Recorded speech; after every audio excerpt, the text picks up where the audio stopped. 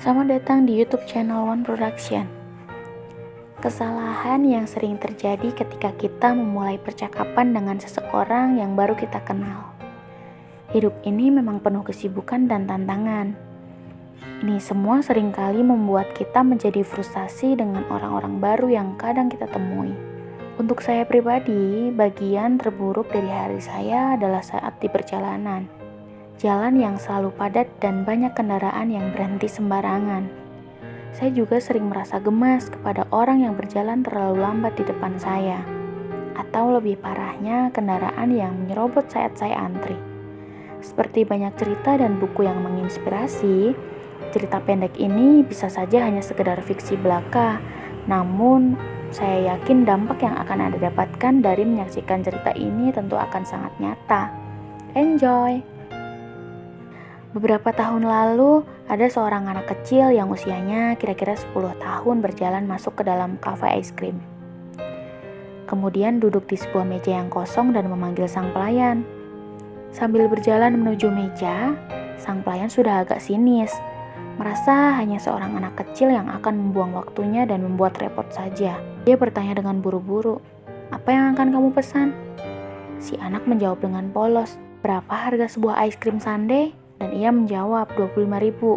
Dia merasa ini akan segera selesai, namun ternyata si anak bertanya lagi, "Kalau single cone berapa?" Si pelayan menjawab dengan gemas, 20.000.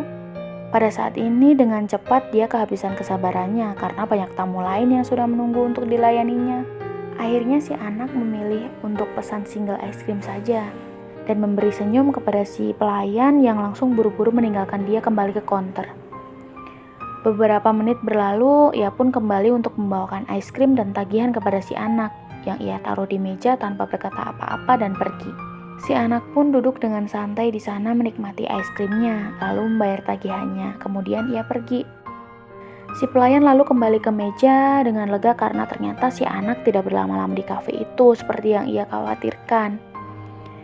Saat membersihkan meja untuk customer selanjutnya, ia terkejut saat menemukan bahwa si anak telah meninggalkan uang sejumlah 5.000 tips untuknya. Dan menyadari bahwa satu-satunya alasan si anak kecil tidak membeli ice cream sundae adalah karena ia sudah berencana dari awal untuk memberikan tips untuknya. Ia sangat terkejut ada seorang anak kecil yang akan melakukan hal semanis itu, di saat dia hanya melayani dengan ala kadarnya. Dia pun merasa bersalah dan mengingat kembali percakapan mereka. Ia tidak jadi membeli es krim sundae yang lebih enak demi menyisakan tips untuk saya. Menurut teman-teman, bagaimana kita seharusnya bertindak? Dari cerita ini, mari kita sama-sama belajar jangan menilai seseorang dari penampilannya saja, karena di balik suatu image bisa saja ada orang dengan hati yang baik. Sebaiknya, mari kita luangkan waktu untuk mengenal seseorang lebih dalam sebelum kita menilai. Mari kita tidak mengkritik sebelum lebih dulu kita dengar permasalahannya.